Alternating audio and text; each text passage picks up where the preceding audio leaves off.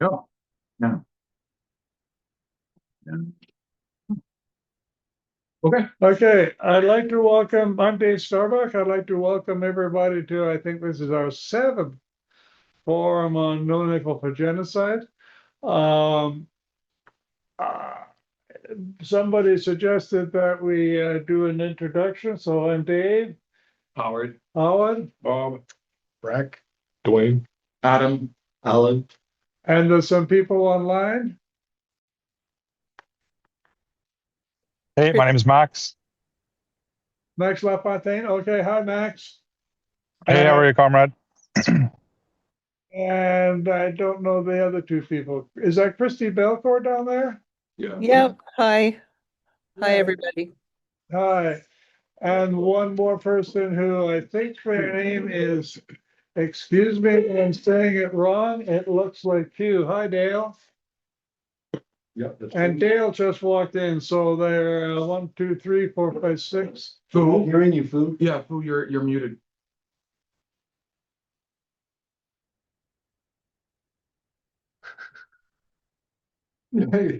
He's got hand signals.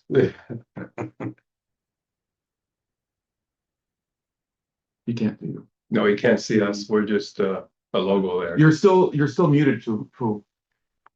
How you doing, Dale?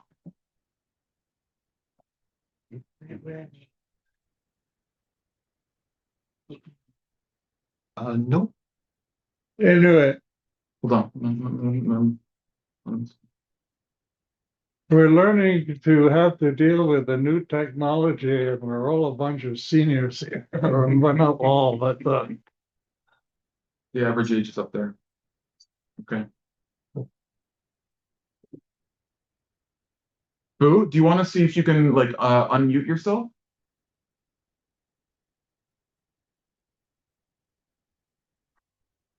I still can't hear you. I'm sorry. Maybe his headphones are plugged in.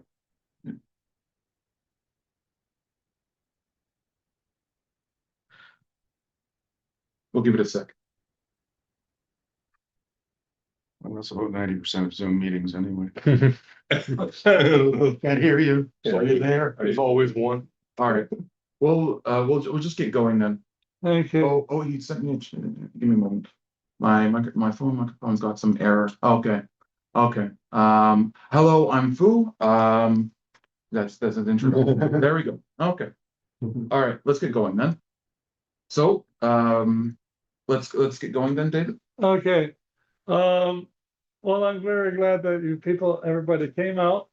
What I want to do tonight or talk about tonight, we were originally planned to talk about the U.S. armament manufacturers industry, and especially about the five big or largest armaments manufacturing companies. Boeing and RTX, and I think General Dynamics, and like anyway. Um, but in between then and now, we had this whole issue about Bill 5. And Bill 5 is tied in with war preparations and opening up the sources of metals in northern Ontario for the U.S. And especially chromium. Chromium is there's only three countries in the world that produce chromium: Zimbabwe, Kazakhstan, and India. The U.S. is not particularly in good shape with any of those. Or chromium in Northern Ontario, they'd really like to have access to that. Anyway, I would like to us to talk about Bill 5 a little bit ahead of time, and with that time we have over, we'll go back and talk about the U.S. armaments industry. Do you want to start off by like explaining what Bill 5 is, or? Yeah, I'm going to read a bit of this leaflet. And that goes into a lot of that history. The other thing I'd like to do, it won't take long, is I have all the 21 chapters I've been working on, and some are in good shape and some are not. I put it up on Google Docs, and I'd like to give everybody who wants access to it. So if they can first look to see what I'm done and doing, and also they'd be able to make corrections, add things. Anyway, before the end of the night, I'd like to show you that and get everybody who's okay. So we'll talk about Bill 5 for a little bit first, and then is we agreed upon that? Here you go. Okay.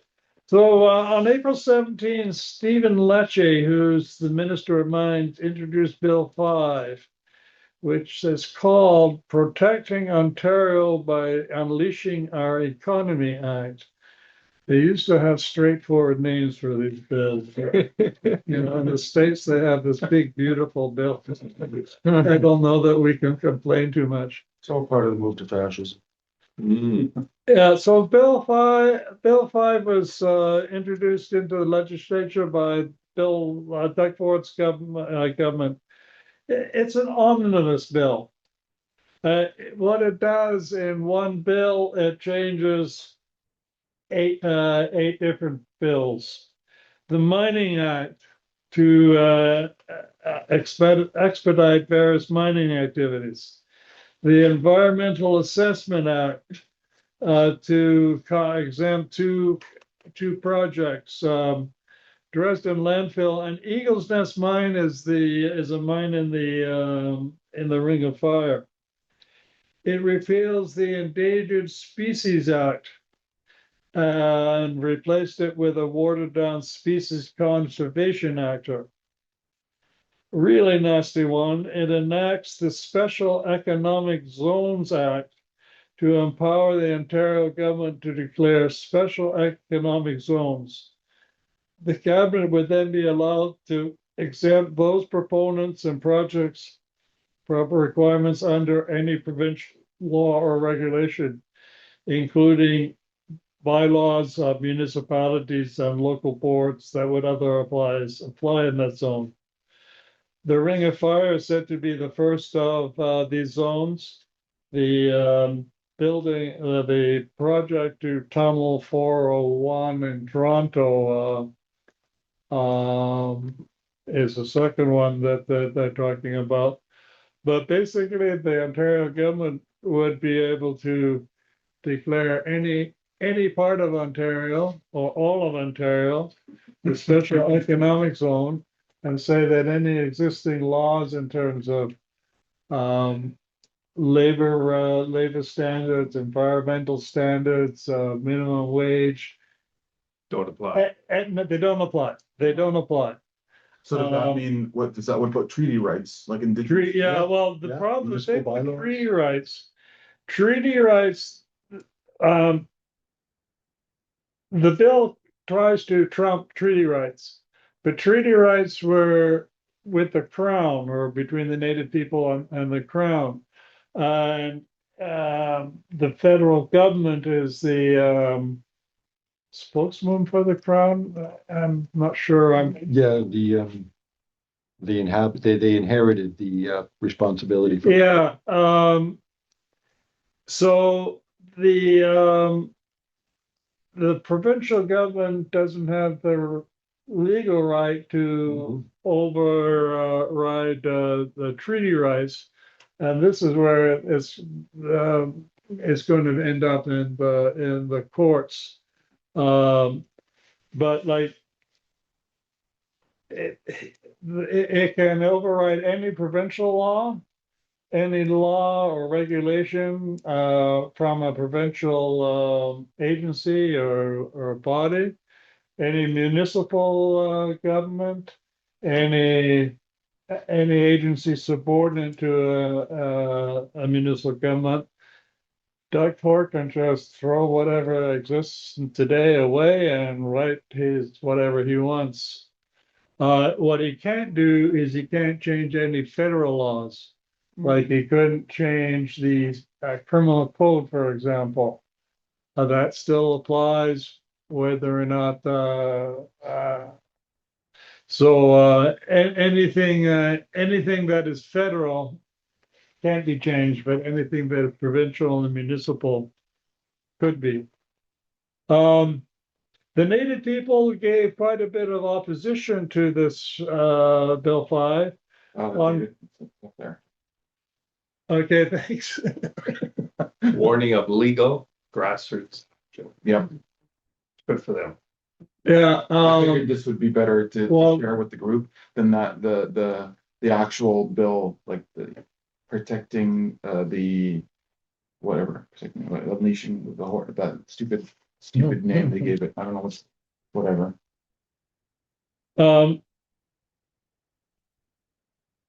Yeah, there's a couple of quotes here from native leaders. Maybe I'll read one. Linda DeBazajay, excuse my pronunciation, National Grand Council Chief of the Anishinaabe Nation. Quote, the government of Ontario does not have the authority to interfere with treaties that gave rise to the Constitution of this country called Canada, and certainly doesn't have the authority to interfere with our inherent rights. Yet that is precisely what Bill 5 in its current form is doing. And simply put, we will not stand for it. But what we will stand for is our inherent and treaty rights. And so we caution the provincial government that should Bill 5 proceed in its current form, we will be idle no more. Well done. And You've been warned. Yeah. yeah, the Anishinaabe Nation in Treaty 3 voiced the unanimous opposition to Bill 5. This opposition stems from the proposed legislation to empower the Ontario government with unilateral decision making. It is the firm position of the Anishinaabe Nation Treaty Number 3 that as holders of a sacred relationship with the Crown through Treaty 3 that inherent and treaty rights must be respected in any activities impacting the territory of the Anishinaabe Nation in Treaty Number 3. Upholding the inherent treaty and constitutional rights of First Nations in Canada will pave the way for mutual benefit of First Nation members and our treaty partners. These rights are recognized and affirmed and cannot be encroached upon. When entering into treaty territory, the respect afforded to the laws and protocols held by the nation is non-negotiable. That's a good line. So these are just two quotes from a number of native leaders, where they're reiterating they made the treaties with the Crown and the federal government, and that Doug Ford is over his head trying to. What? I was gonna ask, we have Christy Belcourt in our Zoom. Do you Yeah. mind, can we ask her, Christy, can we ask you, what your thoughts are on Bill 5, Bill C5, or Bill 5 rather? And, just if you have any, comments or whatever, honestly. Yeah, thanks for asking. I agree with everything that's been said so far, and of course what the Chiefs of Ontario are doing. And there was a big rally in Toronto, and many nations were represented, people flying in from the north, northern communities also, which are going to be mostly affected by this, economic zone that Doug Ford is talking about. So they're trying to, like you already said there, they're trying to override treaty rights and First Nations rights, which they cannot do by law, but they're trying to put in legislation to do that. So there is going to be a fight coming up with that. And I think where the tie-in is, of course, is that a lot of these uh, mining projects that they plan on doing in precious minerals and uranium and all of those things are going to feed into the weapons um, manufacturing. And in a big way, this is going to further exacerbate the climate crisis. So, and I'm really alarmed by their repealing or amending the Species at Risk Act because that's exactly what Harper did with his omnibus bills when Idle No More first sprang up in 2012. And so all I'll say is that, I really hope that uh, all people will join in with Indigenous people when they start to lead this fight once again for the environment. I can guarantee you, PSS, we're not fence sitters. No, I think the opposition that developed in the last month, really just the last week, like Ford was so quick that he was trying to preclude any opposition from developing, but quite a bit of opposition did develop. And there's impetus to carry on the struggle. Like tomorrow morning in Timmins, there's a rally against Bill 5. And I can't believe they rammed it through, like how fast they rammed it through. They There was 4,000 had 1 hour of debate. I don't know, They they 4,000 each- amendments. Pardon? There was 4,000 amendments. Yeah, So I don't know. that amendment that they promised that would guarantee the right to consult or whatever, that didn't get passed. Okay. They rammed it through without dealing with all the amendments that were And offered. So they kicked one of the MPs, I guess. Yes. Indigenous Problematic, yeah. MPs out of the chamber. That's insane. Yeah. He called Ford a liar, Yeah, Yeah. so, which is accurate, but. it is accurate. That violation. And you're not allowed to say that. well, give him a break. He didn't actually call him a liar. He said he was uttering untruths. Yes, well, You tried, but no, they got him. I guess that's why I'm not an MP because I would call him worse. Yeah, no, I'm pretty sure that the opposition to Bill 5 is going to carry on right through Doug Ford government's reign in office or until he withdraws it. And there's talk about closing down mines and stuff like that. I don't know how much is wishful thinking and how much is reality, but I think there's going to be a lot of little rallies and demonstrations and protests. We should, as PSS, just as a thought, we should start thinking about like collaborating and getting and maybe even taking the lead. We have the people, you know what I mean? We have the organization. We should, I'm sure it's gonna roll. Yeah. I think we should let things develop, and we don't want to be doing things by ourselves. We want to, anything we do has to be with in support of and in conjunction with various indigenous groups. Let me go on. Yeah, anyway, I just mentioned because of the opposition from the indigenous peoples, the Ontario government moved to amend Bill 5 last week to quote, explicitly include duty to consult provisions throughout the legislation and to create, quote, special indigenous economic zones. So they haven't given up to this economic zone. How much are I thinking you? Yeah, they're just gonna name them after Native people. One Alvin Fiddler, who's the Anishinaabe Aski Nation Grand Chief, said our position is that it's just too late in the process. It's an insult to our leadership for the government to come back to us with some proposed amendments.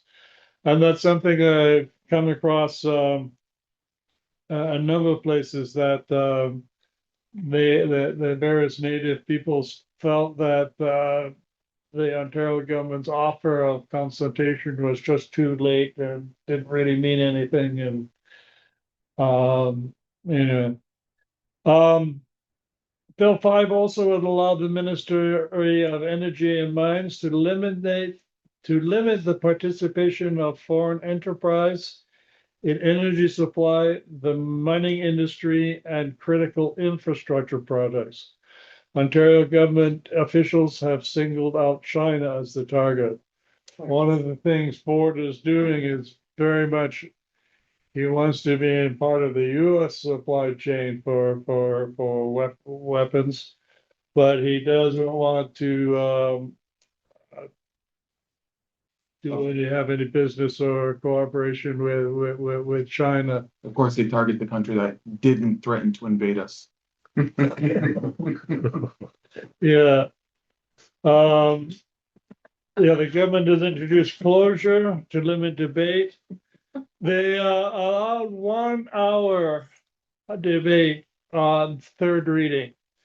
18 minutes for each of the three big parties, Liberals, Conservatives, and NDP, and 6 minutes for the Greens and Independent candidates. It works out to about 30 seconds per NPP in the legislature. How can you say anything besides in 30 seconds besides no? Yeah, considering the amount of things that need to be discussed, you know. Yeah, you can't even read out the list of them. Yeah. So like Ford just wanted to ram this through. It's a major attack on the Native people, but it's also a major attack on all the people of Ontario because he can declare any place a special economic zone, and the laws that we thought existed won't exist anymore. Is there anyone, Max Fu? I don't know if you guys wanted to like give your take on Bill 5. Oh, can you hear me now? Yeah. Yes, so I was actually there on the November the 31st, in Queens Park. I was in Toronto for the weekend. And then, like, I know some friend of mine when we used to organize last year for the Titiranga, the New Zealand Aotearoa movement for the indigenous bill. So that do remind me a lot, things that are similar in that sense. And something I know that is happening in Scarborough right now is they are forming events of like walking in the provincial parks and talk about the indigenous issue, talk about like grassy narrow, talk about like the Bill 5, and uh, like in the name of we are going on a trail together, we are watching bird together, we are forming the community together, we'll pushing the not really pushing the idea, we'll in the same time mentioning about the indigenous issue and the Bill 5 issue. That is something I know that is happening right now in the diaspora community in Scarborough, formed by the Scarborough Environmental Alliance. I think that's what they are called. Yeah. So that is something that was in my mind. Thank you. Max?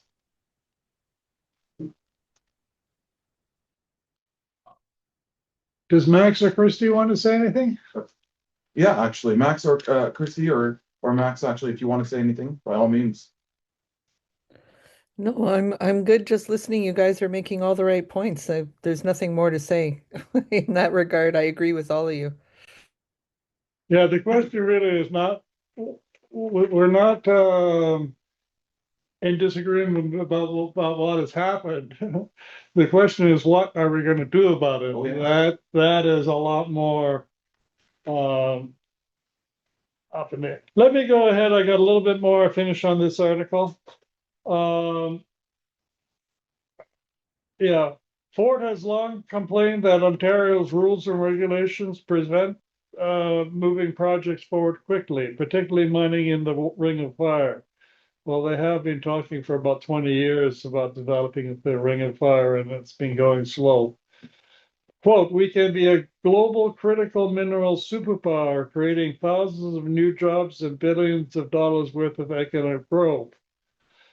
But for far too long, Ontario has been held back when it comes to unlocking this enormous potential, not by foreign competition, not by a lack of talent or resources. We're being held back by our own processes. We're being held back by red tape and endless delays. And this is an argument that Ford, the Conservative government, has been making for a while. I think the current government is getting onto that. They have some plans for fast tracking infrastructure projects, which I really haven't looked into much. So something that should be investigated. But yeah, this concept that the various environmental laws, labor laws, democratic procedures, treaty rights. Well, that's what they. They're what they call red tape. The rights of the people interfere, so they come up with a term that's not very favorable. But what they mean is the rights of the people interfere with their desires. So why are they taking this up now? And one thing we need to recognize, we all do, is that Canada's in a trade war with the US. And Ford sort of taken two stands. And sometimes he said Canada is not for sale, that he would defend Canada, that Americans are going to feel the pain. On critical minerals, I will stop shipments going into the US from nickel. It will shut down manufacturing. He makes these statements when he wants to look good for the Canadian people, Ontario people, but in reality, he's integrating Ontario into what's called Fortress North America. He calls sometimes Fortress and Cans, same thing, different terminologies. So what is Doug Ford doing? Donald Trump wants to establish this Fortress North America by annexing Canada, buying Greenland, and controlling Panama. Doug Ford wants to assist Trump by ensuring a steady supply of critical minerals to the U.S. war machine. Like one of the things you see is the Ford and his government, they talk about all this is going to producing nickel for electric vehicles, and it's sort of they talk about the peaceful applications of nickel and war material. They talk very little about the military applications. So we have to sort of clarify that amongst the people. Anyway, Ford wants to open up the Ring of Fire for mining development as fast as possible. Ford is willing to sacrifice indigenous rights, labor rights, and environmental rights so that the mining monopolies profit and the war aims of U.S. imperialism are secured in Northern Ontario. And then there's a paragraph asking people to go to Queen's Park on Monday at late for that. So the document that David just read out, we will be providing that as probably after the meeting. Yeah. I will be emailing that to people. Now I have paper copies for people who are here. I think everybody's got one.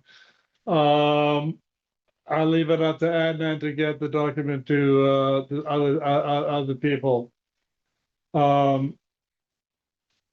Anyway, that's initially what I had to say about the about Bill 5. Um, I gave a talk at the NACPA Day at Laurentian where I was talking about Sudbury then, but it's the same thing as mine is up in northwestern Ontario or down in Sudbury, but it's the same issues. Um, like various people will say, well, if we don't sell nickel or other critical minerals to the US and they use it in war supply, how is Sudbury going to make our living? Like Sudbury isn't exactly prosperous right now. But if like half of the income that we get from mining disappeared, well, that would hurt. Yes, it would hurt, but but only like temporarily. Um, if you if the people of Sudbury come up with a plan to how to um, respond to that crisis, we can accomplish quite a bit. And like I was mentioning earlier, the nickel supply chain is broken at the refining stage. Everything is shipped out of Canada and we don't have any control of that. But if in Sudbury we're to establish a stainless steel mill, Yeah. nickel alloy mill, we can a mill to produce nickel shapes like bars and rods and wire and A good portion of the money would stay in Sudbury. yeah, like at least if generally speaking, we could dig up half as much and do twice as much with it, and we're in the same position as we are now. We haven't lost. We do more than twice as much with it. We gain. It's something that we need to think about because right now, Valley and Glencore decide what's done with Sudbury nickel and copper and cobalt and all the other minerals. People in Canada don't have any say. Dale? But that's the usual way, though. I mean, the people of Sudbury never get the profits Right. of these big corporations, so. No, I mean, that's true. I mean, even look at Stainless steel, they're not gonna. true. Even, I mean, look at what they did with, like, look at the double CAA that they did with Laurentian, right? They destroyed Laurentian. They've closed down a number of departments at Cambrian. I don't know what they've done at Boreal, but it can't be good. So I mean, yeah, I mean, the problem is the profits from all this is not being utilized by Sudbury. It's not being kept in Sudbury, and that's exactly where it should stay. All right. The only value would be the jobs possibly that were created. Right. But I mean, we should decide where that nickel is, what that nickel is used for. It's Right. an international question for every country, every people in the world who never get the profits. That's true. Or not the profit, but also a say in what happens to the product of their labor. Well, no, I mean, for Canadian uranium, we say we tell them what you can use it for and what you can't, right? And yet India made a bomb out of it. Pakistan made a bomb out of it. So yeah, it doesn't, But we told them it was for hydro. We sold it to India and said it's only for hydro. yeah. And Pakistan said they were going to make a bomb. They were clear. We said our people will eat grass, but we will make a bomb. And people keep calling it nuclear. These are not nuclear bombs. They're atomic. Way worse. Way worse. So just to say, because news keeps saying nuclear, but they're not nuclear nations. Well, actually, they are. What they're making is hydrogen bombs. They're making hydrogen bombs? Yeah. I don't think they've advanced that. No, there's only Yeah, two kinds of no. bombs. We gotta think about that. Anyway, we had a little bit of discussion on Bill 5, and basically what we did was we provided some information as to what has happened and where we got. And the question is now what to be done now. And I don't have myself a solution to that. Christie, do you know of any plans to develop the campaign up against Bill 5, or is that still early and not developed yet? I think it's organic. So as Idle No More was ramping up, it was a matter of people just organically organizing from the grassroots in their communities up. And then that sort of, as it goes, then people start to do more and more. So as this bill becomes solidified, I think the people will continue to, you know, sort of move organically into these positions of organization with each other and sometimes on their own in community. So I don't really I haven't seen anything sort of from the top down, so to speak, or from anything official. Uh, Typically, when I have seen things organized by us in terms of indigenous people, it's always this organic form of organization. So there is no real one leader, but we all sort of move in concert like a flock of birds together. So I would say uh, go with the flow for now until we see what's going to happen. Certainly, First Nations people are, going to take the lead as they should, which means that, the rest of us who are not First Nations or not from this territory originally as the original peoples are going to follow their lead. At least I will be. And yeah, the Anishinaabeg Nation is really strong, but so are all the other Indigenous nations in Ontario. Um, yeah, I don't really know what else to say about that. I haven't seen anything yet uh, that shows any sort of like organization that way.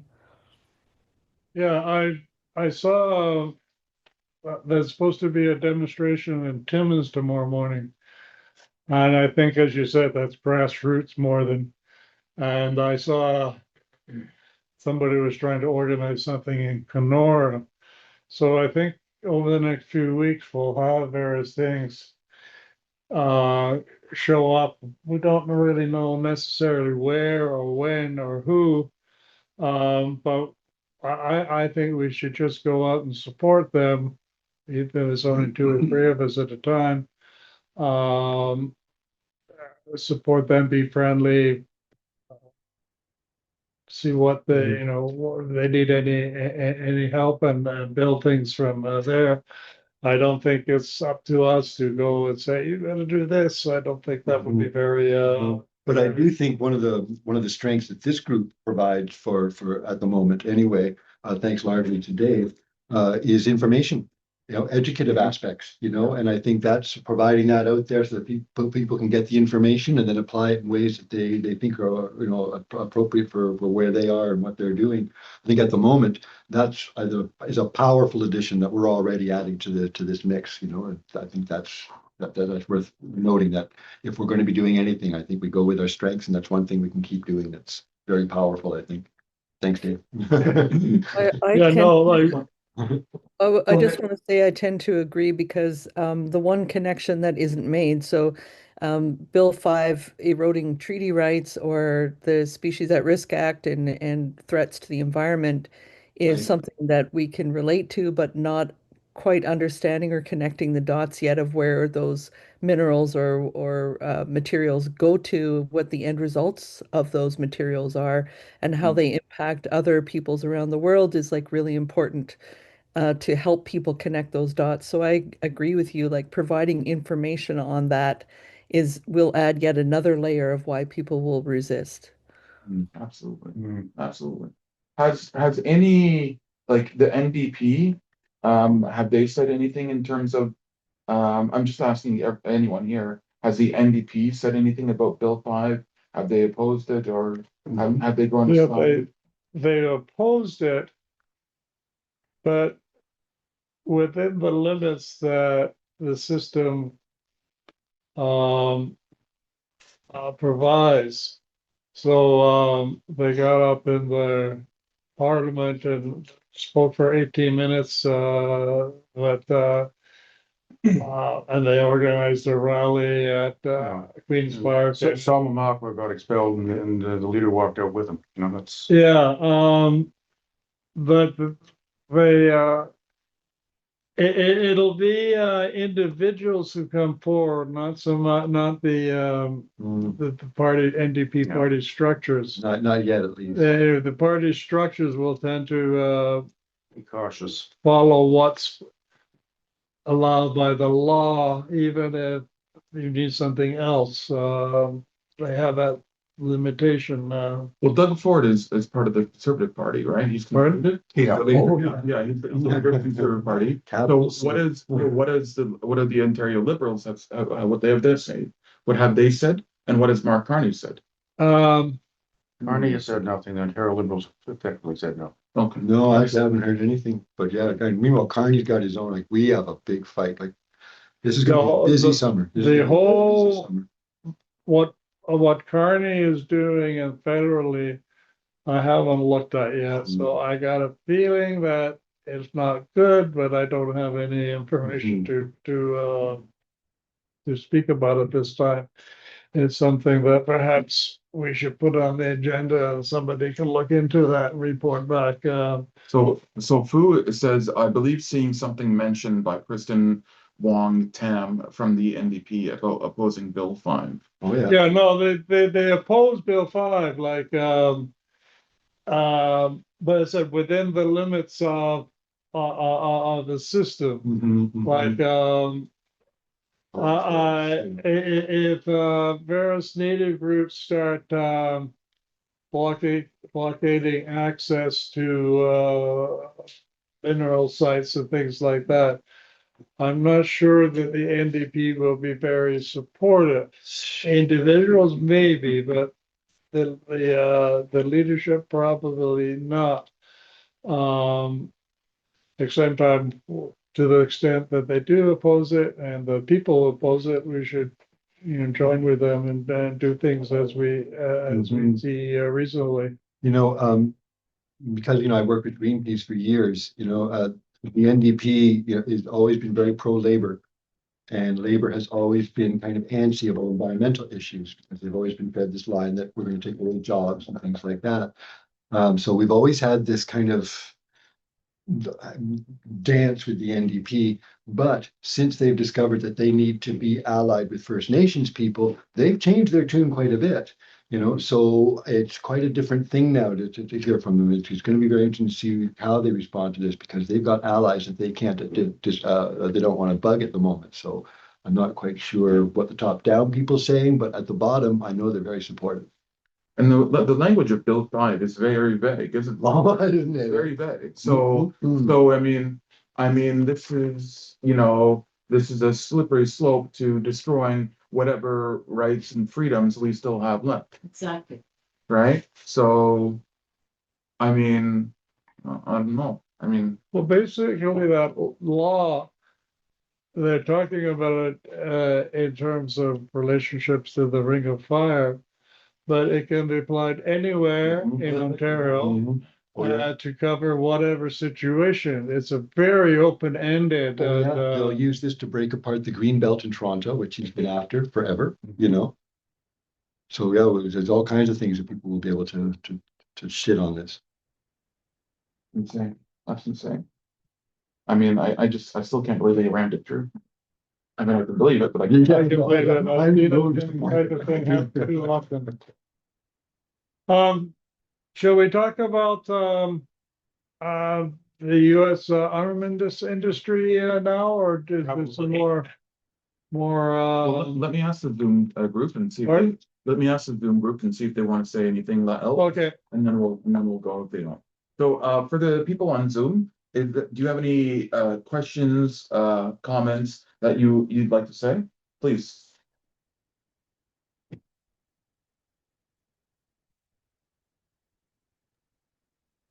Just thank you. And I'd like to hear what you have to say about the U.S. arms. Perfect. Okay. Okay. Well, last month we talked about,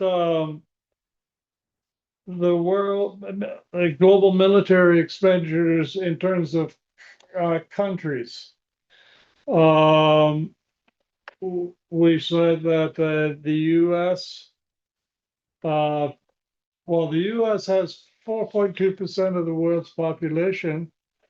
It spends 37% of the global military expenditures, and it's the U.S. companies in the top 100 armaments manufacturers in the world account for 50.3% of the of that military revenue. So, like the U.S. is by far the leading. I don't know if leading is the right term, but the most had the most part of the economy in terms of military. China, I forget the numbers, but there's something like 18% of the world's population, and they had 8%. I forget exactly. Anyway, and Canada was very, very small. What I want to talk about now is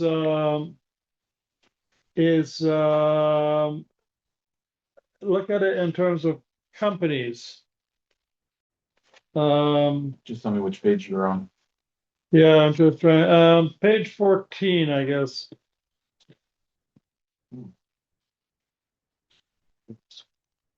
Give me a moment here.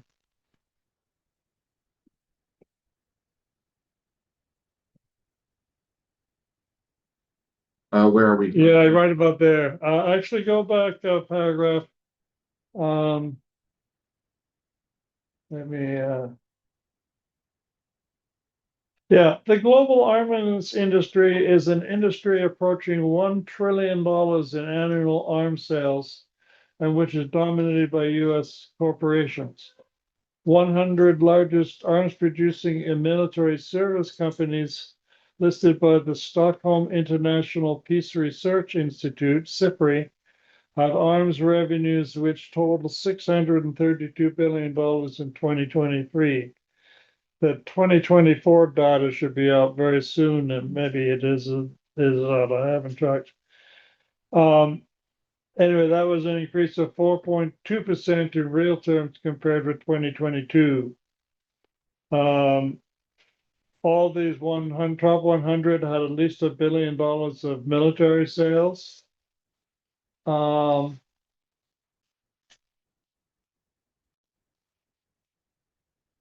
Mixed up here.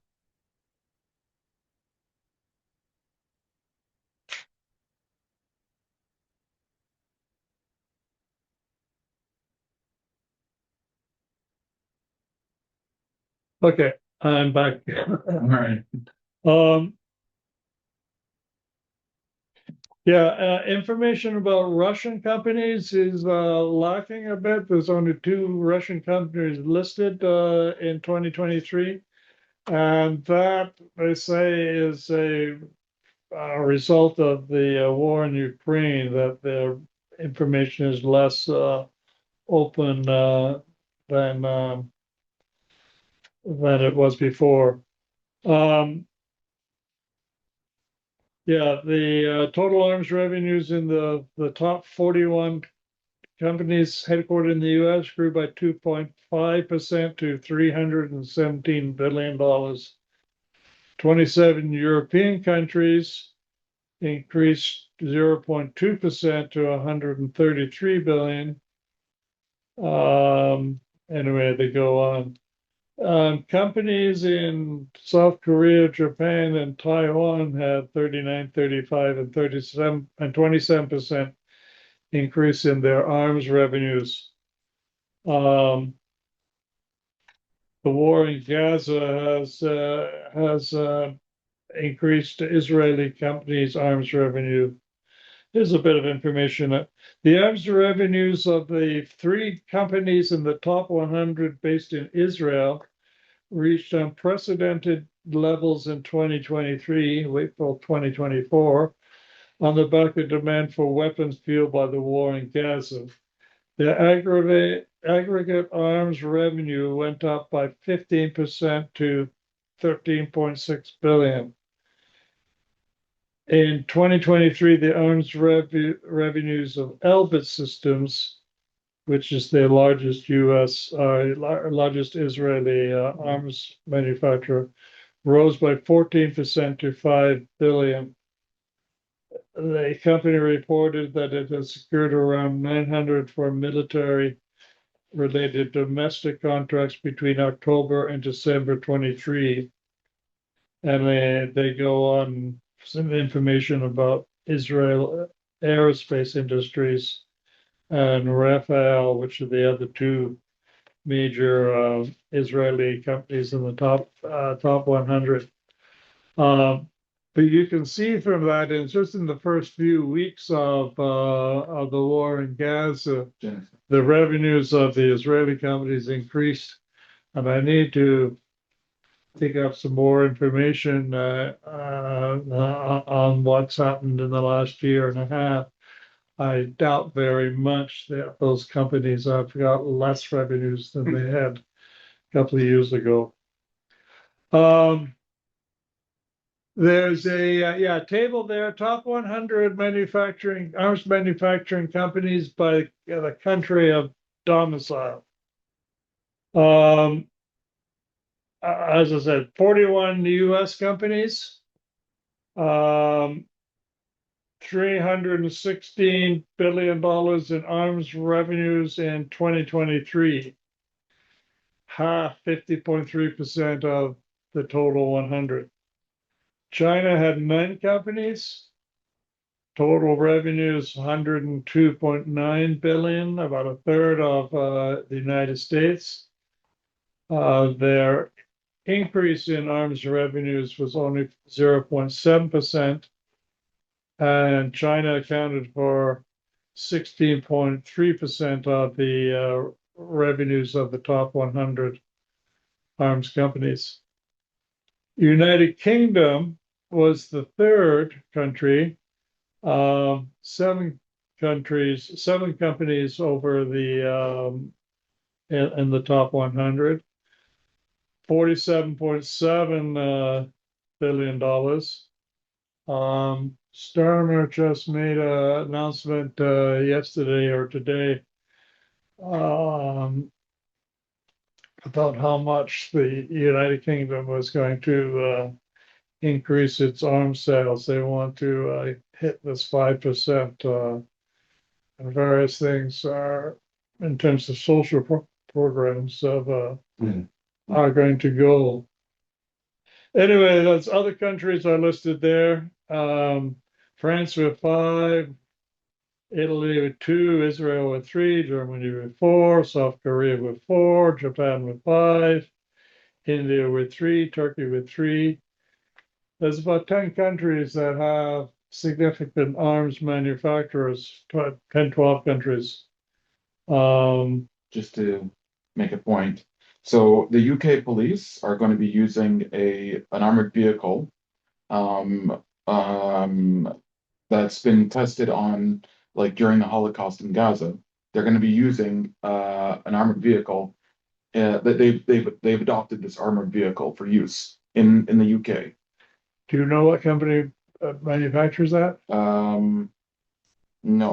Hold on, actually. Wow. It's a Israeli Zionist defense company, Placen. It's called the Sandcat. So I don't know that one. yeah, so it's called this. The vehicle is called the Sandcat. It's an armored vehicle. It's been battle tested, right? It's field murdering Gazans, right?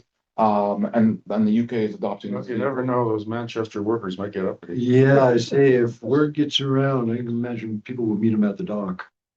This should be very interesting to watch. What do they call that? Who calls boomerang? Hot cargo. Who calls boomerang? So it's the idea of basically like country like England, in this case England, they'll go overseas, battle test, Right. Yeah. whatever, and then they bring it home and use it on the civilian Oh population. yeah, absolutely. States does it.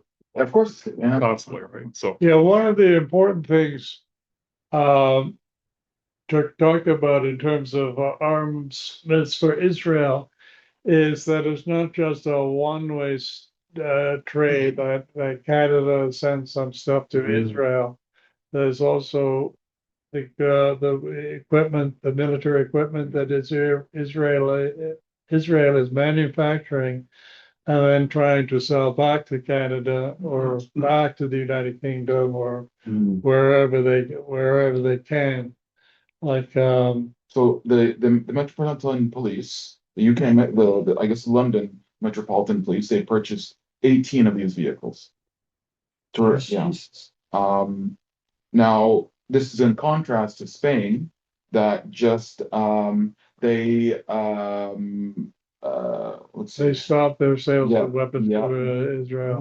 Well, no, there was a procurement contract for Spain, right? Like it was an Israeli company that was like tied to like uh a Spanish company, right? But because it was an Israeli company that was tied, they canceled that contract. That's my point, right? So see the contrast between Spain and the UK. Yeah. I think UK would know better. The United Kingdom under the Labour government of Keir Starmer. Here. The more I hear about it, the less I like it. Unless it sounds like a Labour government. And it doesn't sound like even like a typical social democrat Labour Party. He sounds like conservative. Those labels have gone. Margaret Thatcher said that Tony Blair was her finest creation. Keir Starmer is his offspring, so it's. So Spain canceled a contract for anti-tank missiles built by an Israeli subsidiary. The contract was worth more than $250 million, $325 million. So, like I said, contrast Spain with the UK. So there are a number of countries where there's strong support for Palestine and opposition to the Zionist terror that are slowly breaking away from those sales and purchase of armaments from Israel.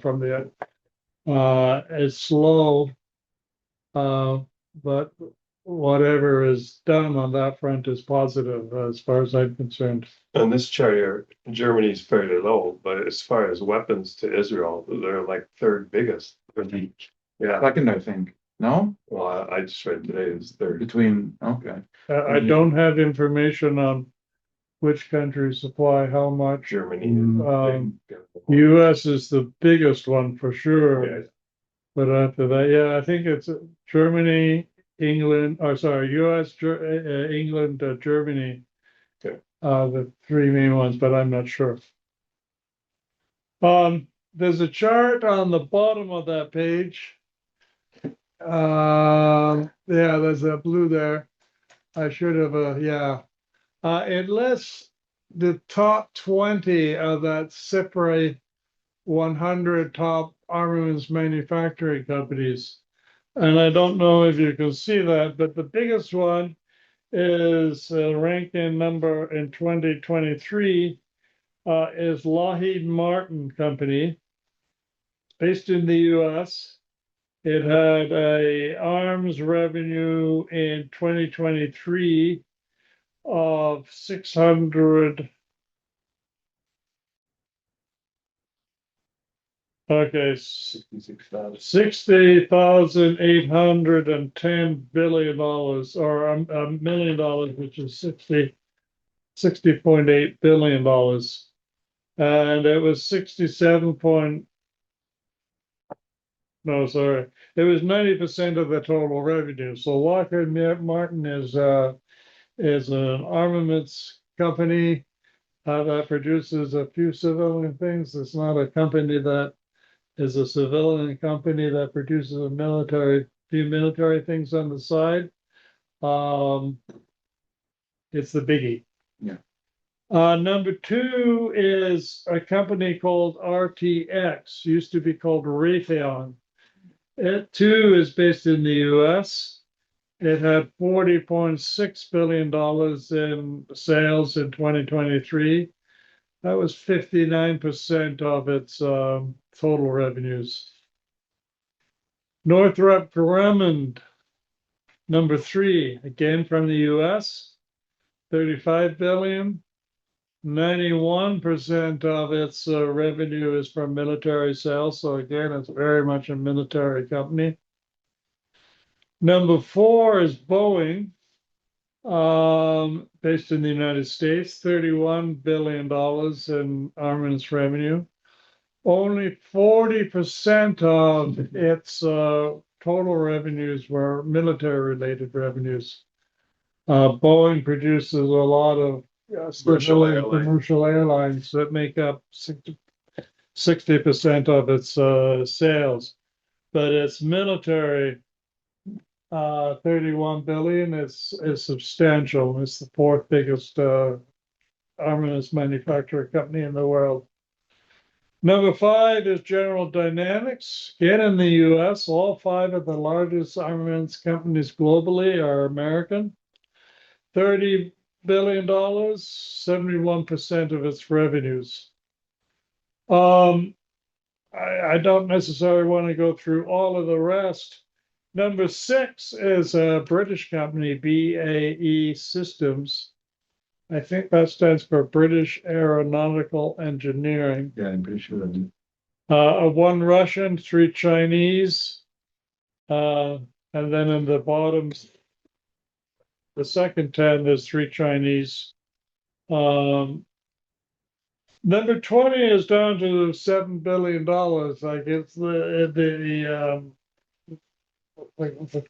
total revenues is decreasing quite rapidly. Those first 5 accounted for approximately 2/3 of the arms revenue of American corporations. So anyway, we'll come back to these 5 companies. Any questions so far or any comments? Just, I mean, I can understand that, like, the American corporations, like they, and just a lot. That's all, just a lot. I'll tell you. Yeah, a little bit of information here on the US Department of Defense, which I really don't like calling Department of Defense. I want to call it Department of War. But anyway, my sources use Department of Defense, so I have. In fiscal year 2024, that's last year, the U.S. Department of Defense's budget was $842 billion. It supports various military operations, personnel, equipment, research and development, and other war-related activities. In 2023, it was $816 billion, and in 2022, it was $742 billion. And I don't have the exact figures here, but I understand that the request for 2025, the current year, is just under $1 trillion, 990 something or like that. So basically, if that's right, in 3 years, the U.S. spending has gone up from 742 billion to just under $1 trillion. That's about 1/3. So it's substantial. Part of the Department of Defense budget goes to what they call procurement, the purchase of new equipment, and part of it goes into what we call operational expenses, salaries for soldiers, fuel and supplies, cost of building bases and maintaining them. Sorry, where are we? Page 15 at the bottom. At the bottom. What? Oh, we go. No, You're 60. Oh, yeah, you're not. Right.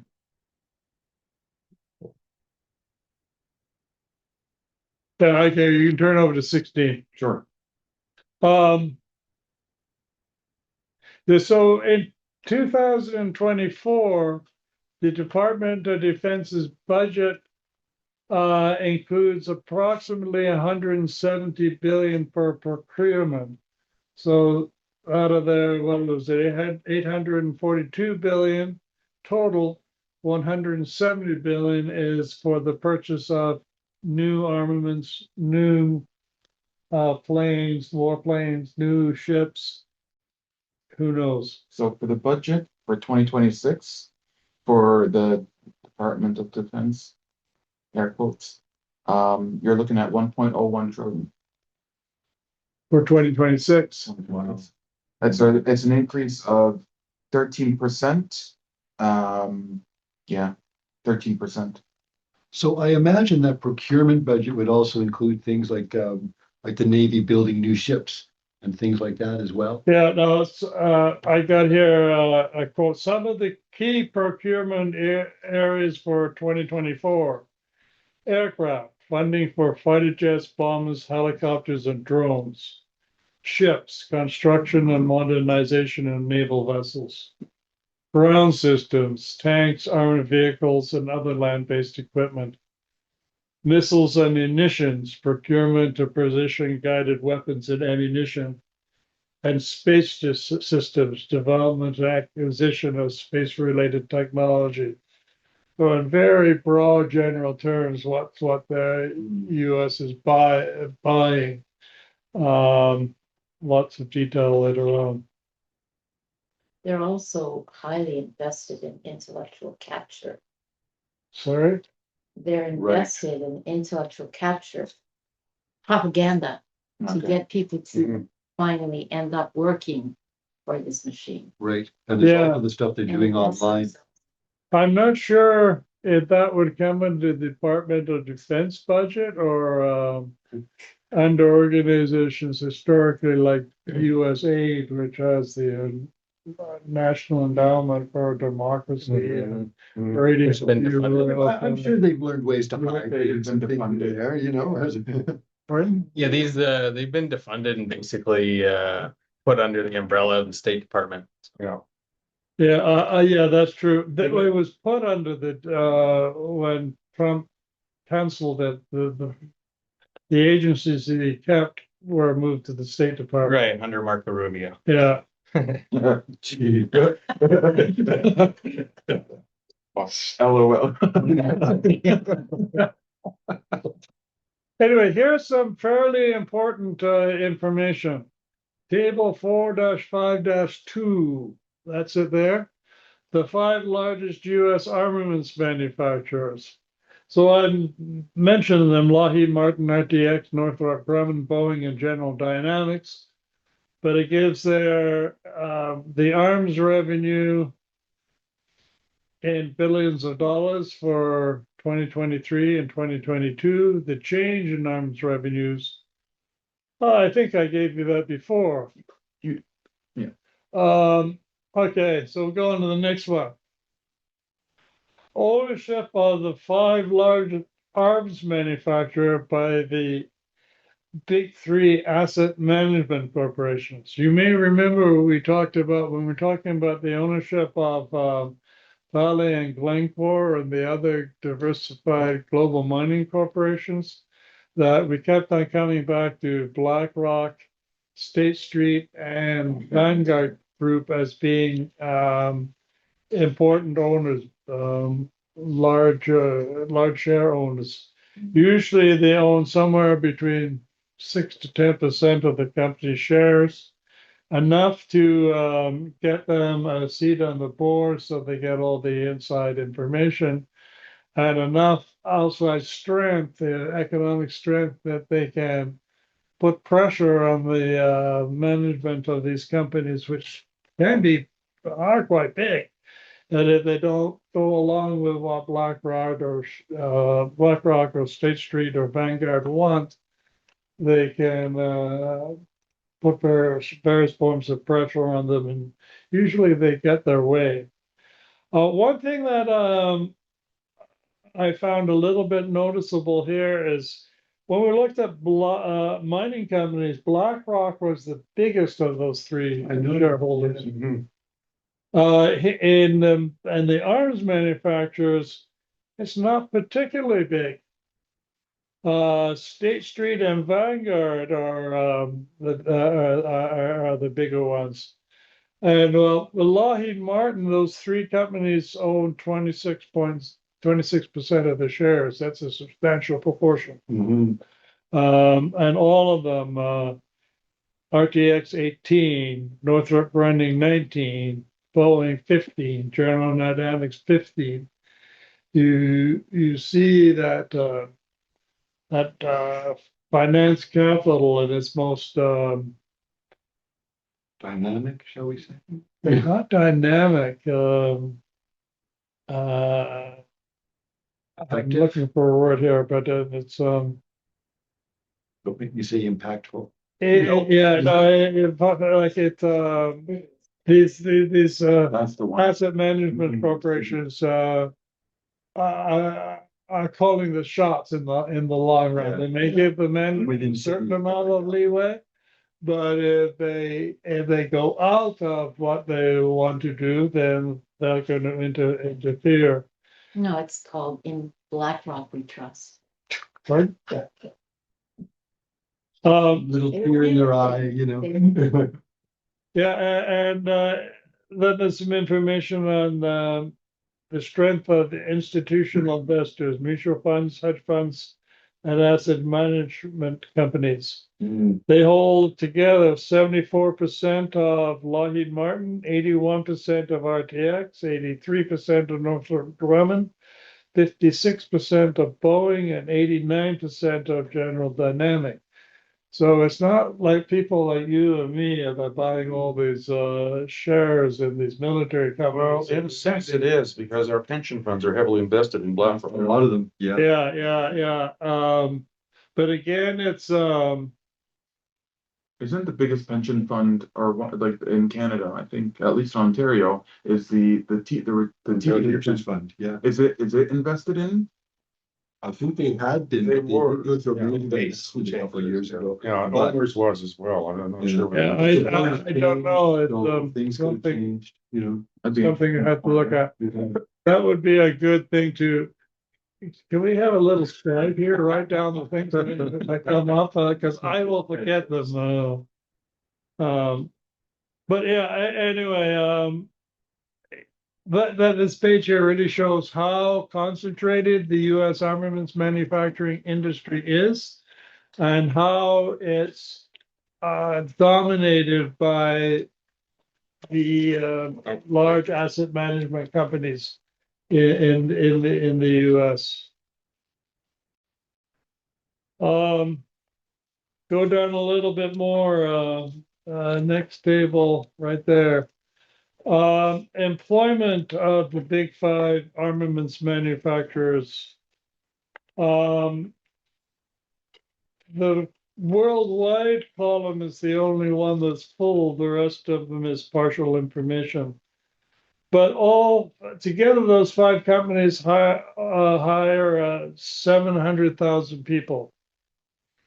They're all 100,000 or more. Well, General Dynamics is only 97. Largely in the US, not very much in Canada. Some, but not much. If you scroll down a little bit more, show that map. Yeah, this is this. Yeah, okay. Each of those little yellow dots, if you like, are the location of a manufacturing factory owned by one of those five big five arms manufacturing companies. if you look at it, there's more than you think, because especially on the East Coast, they're on top of each other. But there is a long string that goes out, starts from Maine and goes right down through Appalachia, where there's, and especially around New York and Washington area, there's lots. In Florida, there's quite a few. In Alabama, in Texas, And in California. in Los Angeles and San Francisco, Salt Lake City in Utah, Colorado, Boulder, Colorado, and Colorado Springs, where the NORAD headquarters are, up around Seattle. And then there's quite a bit too in Indiana, Ohio, Illinois.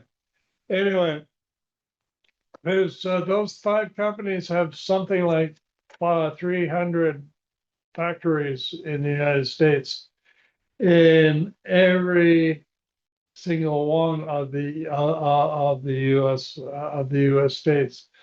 So the armaments manufacturing industry is firmly integrated into all aspects of American society. Like you may not work for one of them, but your neighbor might. Well, it's also a matter of political engineering, right? If let's say like they're building this like a new helicopter or whatever, right? Well, some of the parts are going to be in a factory in Colorado.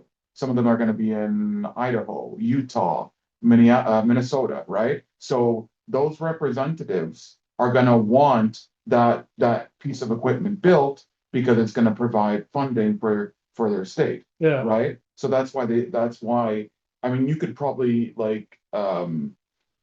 you could get you could consolidate half of these, right? And it wouldn't make a difference. The reason they're so spaced out is that's by design. Yeah, they're spaced out and they're close together too. Like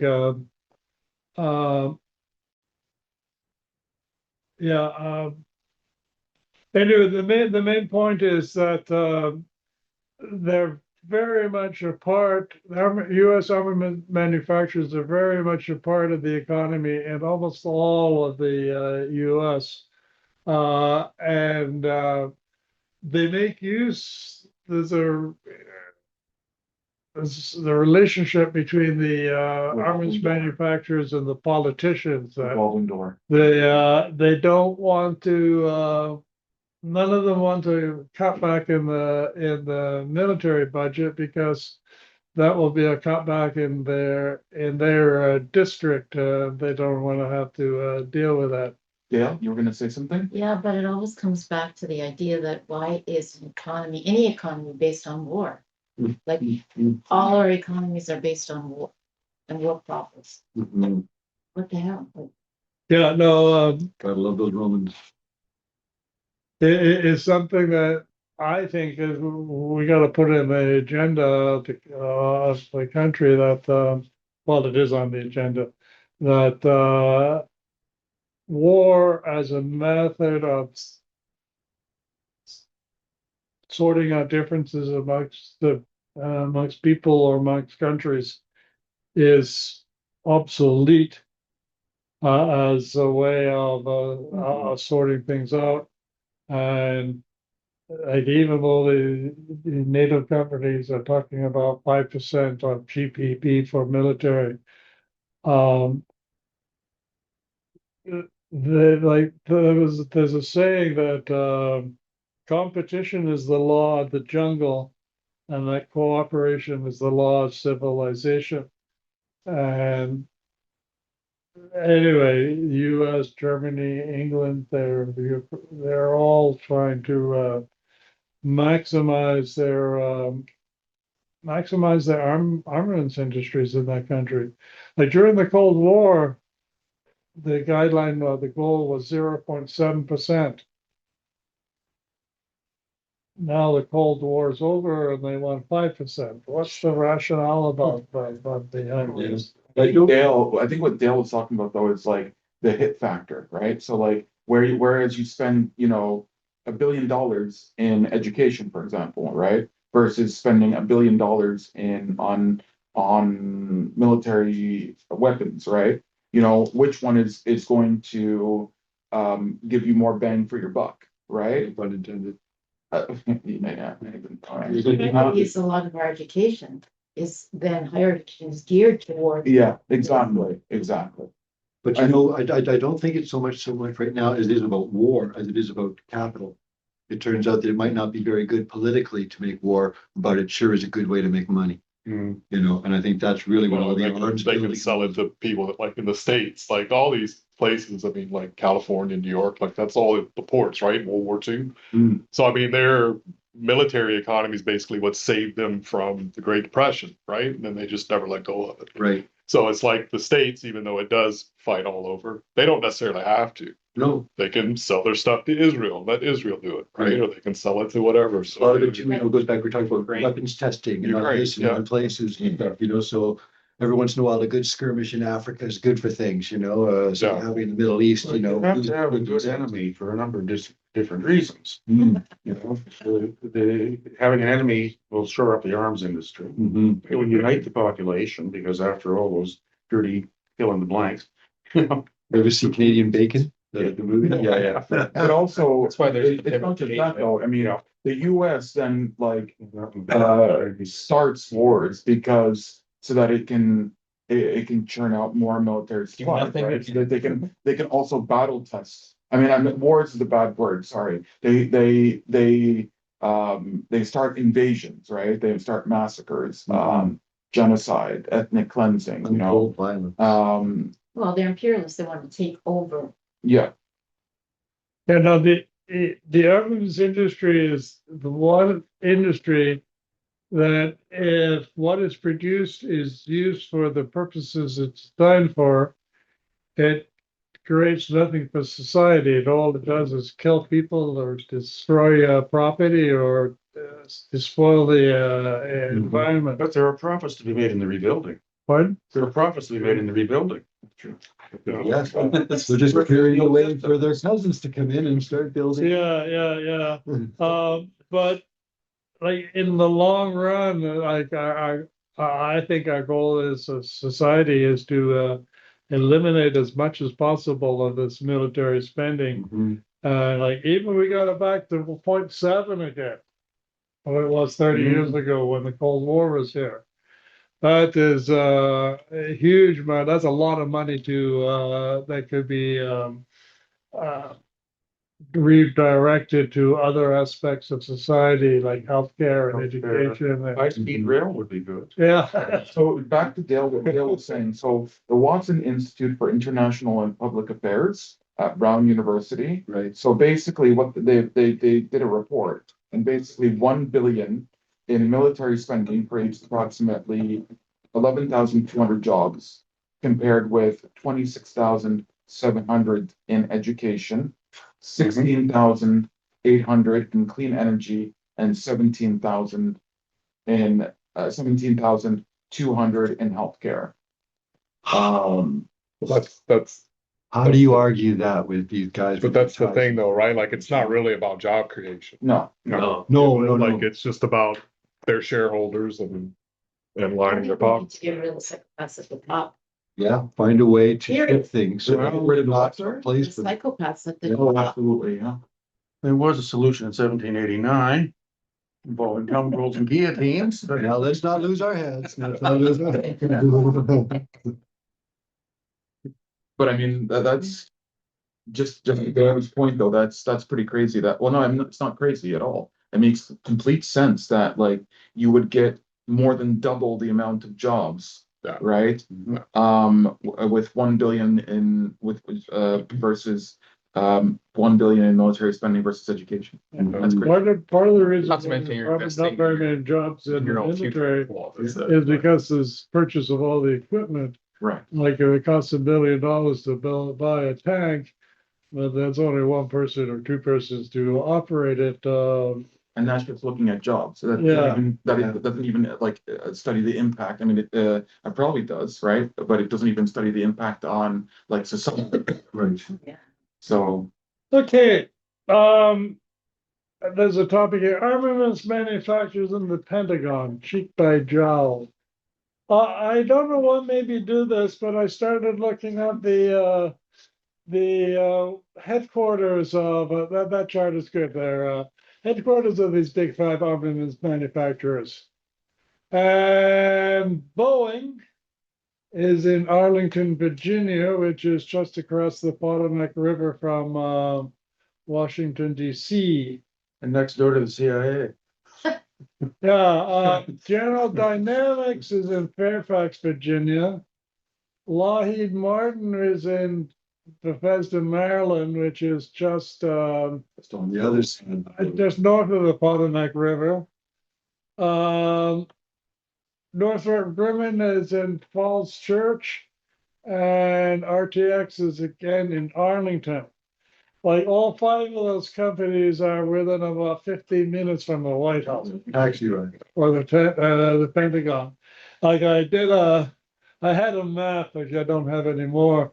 But I drove on this map from Fairfax, Virginia to, I think it was Falls Church. Took an hour and 10 minutes going through downtown Washington, D.C. to get to all five of those. It was just like so close. so basically, the Beltway was it's Yeah. that's actually what they call it. The Beltway. Yeah. Anyway, it just shows that these armaments manufacturing companies are totally tied in with the U.S. government, the Pentagon, the White House. Yeah, I wonder how much their lobbying expenses are included in that list of persons, you know. I imagine it's substantial, but it's just the cost of doing business as far as they're concerned. Let's say back to the whole capitalist thing. Right? So if we go back to around here, I think, right around there. Well, Give or take. Is it down more? Go to that way. So where it says like Carolina, you're like keep going down. Here's, Yeah, like right. here's south and here's North Carolina. Yeah, so right above that's Virginia. Right here. So right with that big mat, like that pink, and they got the three yellow right above that. That's right around Right here. Virginia, Maryland. Right there. Yeah. Right here? Yeah. Okay. So yeah, Washington. Yeah, Yeah. that makes sense. Okay. One thing I'm surprised about this is that so much of the armaments manufacturing is in the East and not very much in the West, especially in states like Montana and Idaho and stuff like that. But in the East, there's lots of colored dots. In the West, there's clusters, but there's a lot of empty. Well, a lot of that might be left over just from That's what being the I'm original 13, right? Like a lot of those companies probably started like, They may have. Well, I was gonna say after also, Revolution, pre-Civil War. also it also could be left over from World War I and World War II. Oh yeah. Sending weapons to like the UK and Southern Europe. Like when we And we then talked people about see the U.S. nickel industry, like one of the destinations after it left Canada was Special Metals Corporation in Huntington, West Virginia. That company's that factory's 100 years old. They was originally Inco, and Inco sold it in 1996, something like that. Haynes International goes back to before World War One.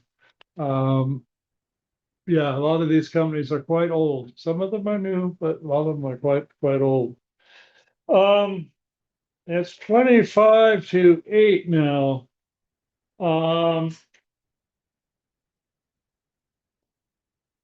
Okay, what I have next is quite a bit of information about how these companies profit from Israel's attacks on Gaza.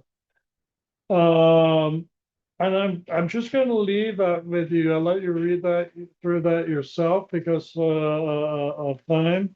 That's right. Because unfortunately, there's a lot of information. I kept 3 or 4 pages about Lockheed Martin. I limited it to 50 pages. You want me to show you? I saved it, but I put it into an And appendix. that's only one of the. Well, that was all five of them. Oh, okay.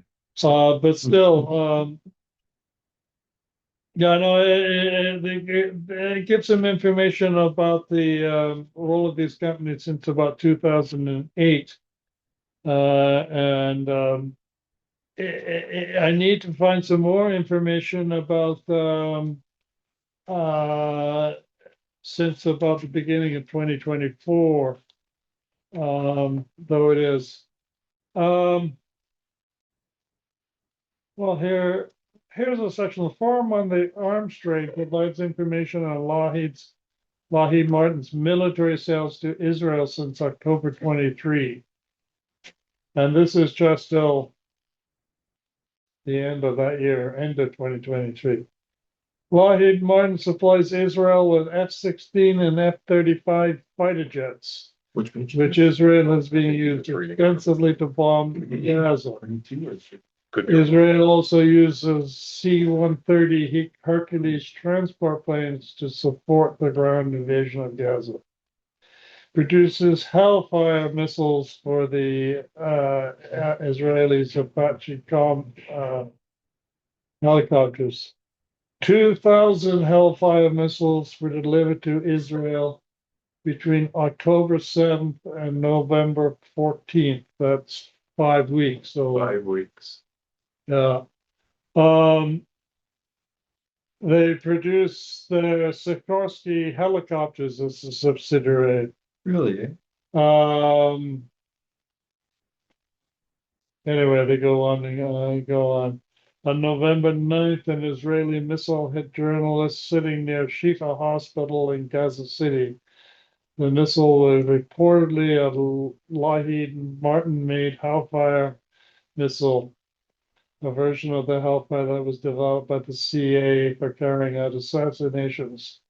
Instead of exploding, the missile shreds the target using blades, allowing for a direct hit without collateral damage.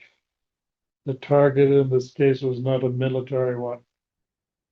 It was a military one as far as Israel, the Zion. Yeah, they made it clear everyone. It was the military target. I do like if you scroll up a bit.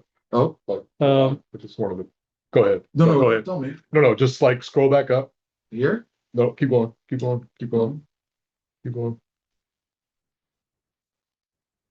I just thought this was kind of not funny, but Where am I going? just keep going. Okay, Sorry. that's okay.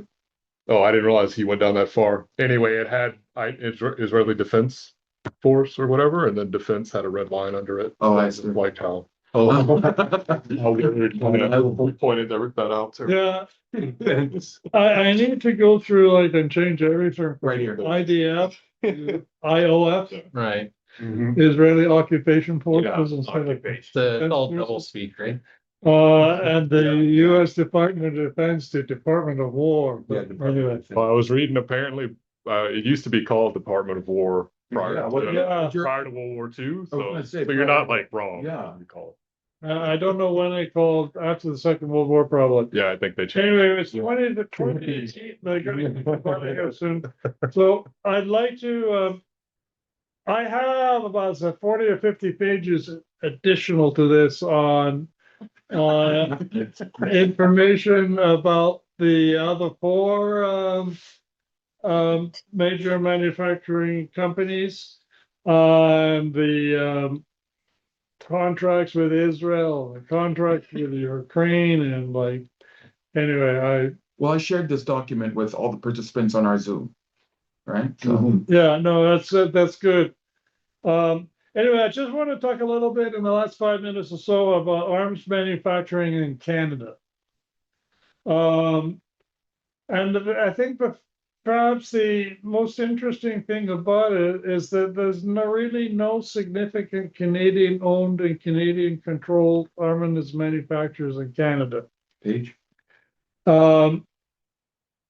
There is significant arms manufacturing companies operating in Canada, but they're all subsidiaries of US or UK weapons manufacturers. The only Canadian company in the CIPR top 100 list of largest global weapons manufacturers is a company called CAE, which originally was formed after the Second World War and was originally Canadian Aeronautic Engineers, CAE, good enough. I think. Anyway, CAE is not really a manufacturer. It doesn't build a lot of equipment. It's a training and service company. It has a lot of contracts with 70 countries for providing training in the various. Fighter jet simulators. Like simulators, yeah. Like simulators. Yeah. For, I sorry? think we talked about this last time. Yeah. Oh, did we? Well, we mentioned that they did. We did mention CAE I last. think I went home and looked at it. yeah. CA has worldwide operations in Canada, the UK, Europe, the Middle East, the Indo-Pacific, and the United States, Latin America. I think that's the whole world except for Antarctica. They're there too. It has 120 sites in more than 60 countries, and it employs about 5,000 people globally. As of May 2025, it was a publicly traded company with a diversified ownership structure, predominantly held by institutional investors. The largest shareholder was the Caisse de dépôt Placement de Québec. Really? Which owns almost 10% of the shares. Other significant institutional investors, some company called Fraser Jarislowsky Limited, 7%, Mackenzie Financial, 5%, Brandis Investment Partners, 4%, Browning, 4%, and Vanguard Group, those are big three. Almost 4%. So collectively, institutional investors own between 60 and 70% of CEA shares. Retail investors, that's you and me. I don't have any shares, but In case Caisse Depot, is that Caisse Populaire, like the bank? it's the Quebec pension plan. Like it's a sort of the equivalent to OMIS in Ontario or to CPP federally. Anyway, its headquarters is in Montreal. Have your attention, please. The library will be closing in 15 minutes. Meeting rooms and study rooms are now closed. Okay. We're trapped in. But I have some information on these 5 big US companies, their operations in Canada. I'll just talk about Lockheed Martin since I've been talking about Lockheed Martin all night and not the others. Several facilities, 1,000 employees located in Ottawa, Montreal, Halifax, Calgary, and then Victoria, BC. They support a wide range of programs spanning the aerospace, defense, and commercial sectors. Coast to coast. Anyway, there's 4 or 5 pages on the operations of those big five armaments manufacturing companies in Canada, and don't have time to go through it now. But everybody is going to have access to this document. Sure. We'll do that. Yeah. Okay. Does everybody have access to all 21 chapters? Probably not. How do we go about getting access? Okay. I'm going to send out an email with the link to the what's it called? The Google Drive. Google Docs? Yeah. Google Drive. Have you got my email? I think I do. Yeah. Have you been receiving PSS emails? No, I don't believe. Okay, give it to me after we're done here, and we'll do it that way. So before we finish up, for the people on Zoom, any questions, comments, things you'd like to see for us talk about later on?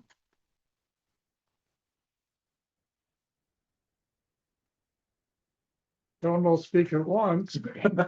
Christie, Max, who? I don't have any specific requests. I think all the information was really interesting. So, um, yeah, I don't have any specific requests necessarily.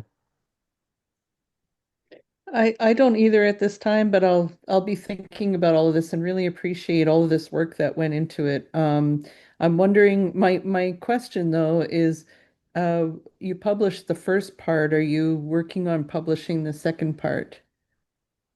Yes. But the first part was 44 pages. The second part is this binder here. It's about 400 The pages. binder, but it's very big. Yes. It's yeah, no, I would actually like to get it done by the fall and get out to distribute it to people like this little red book. I really haven't done much to distribute it besides here, meeting people here and there. And I've already met all of you guys, so I'm not selling any today. Yeah, no, dealing with that, how to get that information out to people is something that we're gonna have to sort out. And for now, if people just thought about it and came up any ideas they have, is great. We're open to suggestions. I think we'll call it then. Done. Yeah, thank you everybody for coming. I think this was a useful, informative session.